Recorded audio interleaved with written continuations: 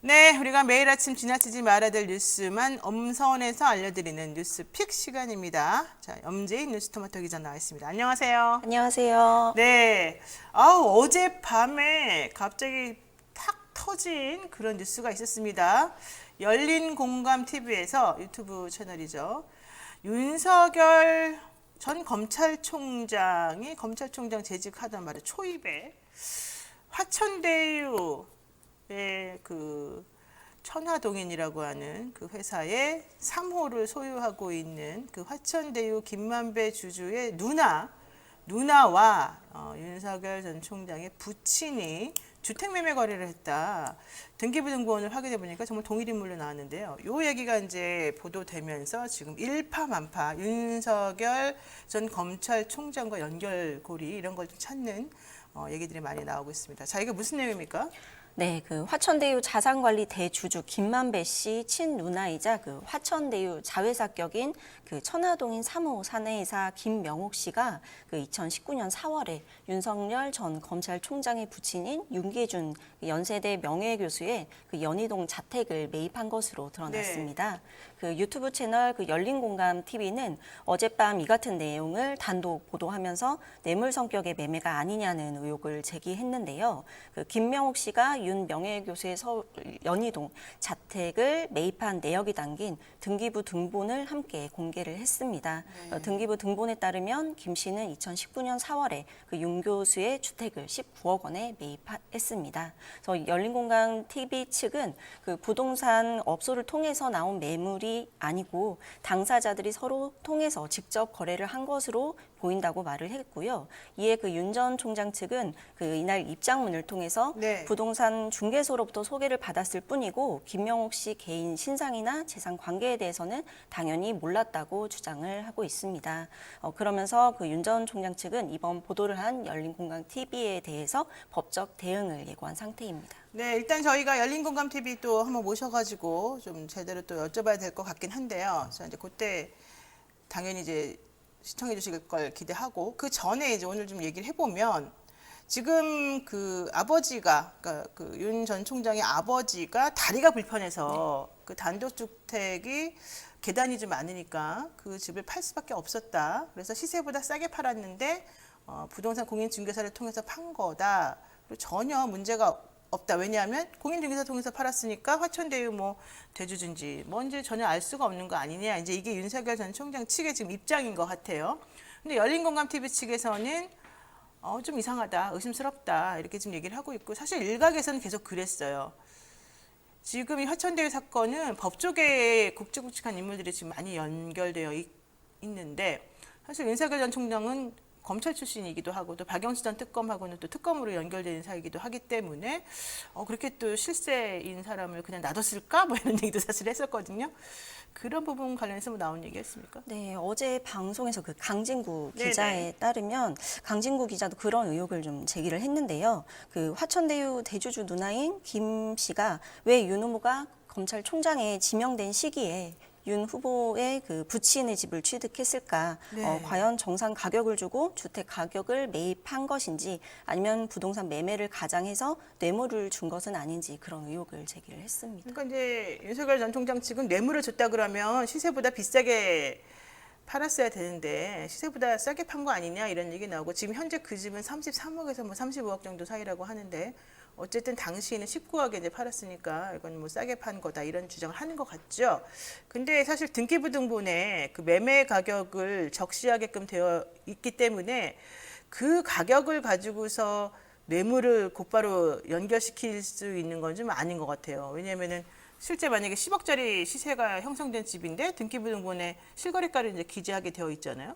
그러면은 만약에 거기다가 15억이라고 쓴다. 그러면은 실거래가 보통은 10억인데 15억이면 5억 이상하다. 누가 봐도 그렇게 나오잖아요. 그러니까 그게 바보가 아닌 이상은 그렇게는 안 할 것 같단 말이에요. 그러면 여기서 포인트는 그게 아니라는 거죠.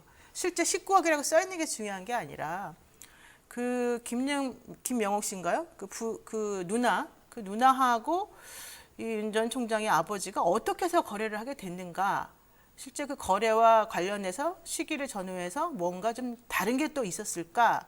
그냥 매매는 표면적인 거 아니었을까? 이런 쪽에 좀 치중해야 된다는 거지 않습니까? 네, 그 열린공감 TV 측도 그 자택 자체가 그 굳이 뭐 팔려고 하는 사람도 없고 사려고 하는 사람도 없는 매매 자체가 형성이 되는 곳이 아니라는 그 말을 하면서 네. 업소를 통해서가 아니라 서로가 직접 거래를 한 것으로 보인다고 추측을 네, 했습니다. 근데 어쨌든 뭐 추측이니까 우리는 또 이제 확인해봐야 되고요. 저희 그래서 강진구 기자 모시고 한번 저희가 구체적인 내용 한번 알아볼 겁니다. 조만간 여러분 제가 지금 날짜 정해지면 알려드릴게요.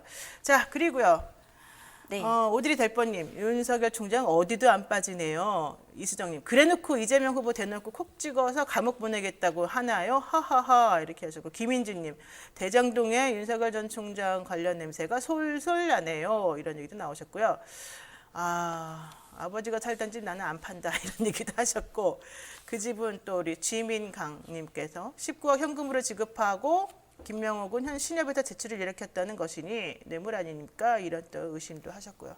하여튼 여러 가지가 많습니다. 정말 이거는 좀 확인해봐야 될 부분이 많은 것 같아요. 자, 두 번째, 오늘도 국민대학교 얘기 안 해볼 수가 없습니다. 김건희 씨, 윤석열 전 검찰총장 부인이죠.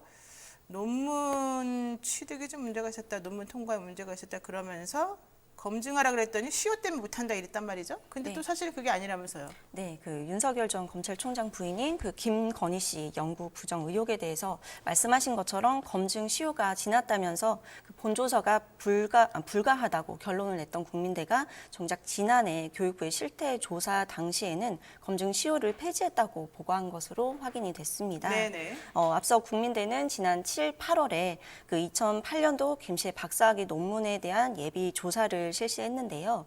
그 결과 5년 검증 시효가 만료돼서 그 본조사에 착수할 수 없다는 결론을 내린 바 있습니다. 네. 하지만 그 더불어민주당 서동용 의원이 그 확보한 자료에 따르면 검증 시효를 폐지하지 않은 그 42개 대학 중에서 국민대가 포함되지 않은 것으로 드러나면서 비판을 피할 수 없게 됐습니다.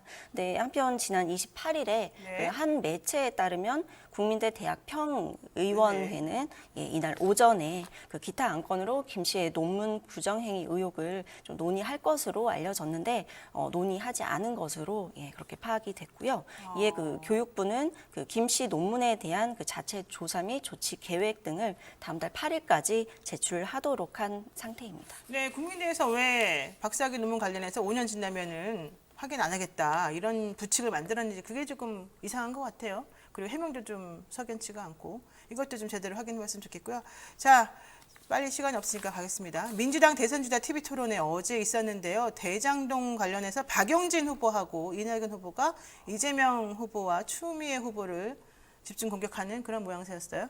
네, 그렇습니다. 어제 그 더불어민주당 대선 후보들의 TV 토론회가 열렸는데 이번 토론회에는 그 이재명 경기지사 그리고 이낙연 전 대표, 추미애 전 법무부 장관, 박용진 의원 총 4명이 참석을 했고요. 네. 토론회의 거의 대부분은 대장동 특혜 논란으로 집중이 됐습니다.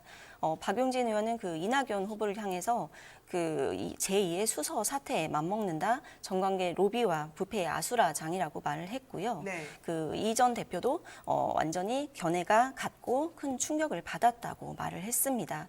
이에 대해 그 추 전 장관은 그 이 전 대표의 그 태도를 지적을 하면서 이 지사를 두둔을 했는데요. 네. 추 전 장관은 그 애초에 국민의힘과 쿵짝이 맞아서 이 전 대표가 이재명 게이트 몰아가기를 시도했다는 그 주장을 펼치면서 좀 날을 세웠습니다.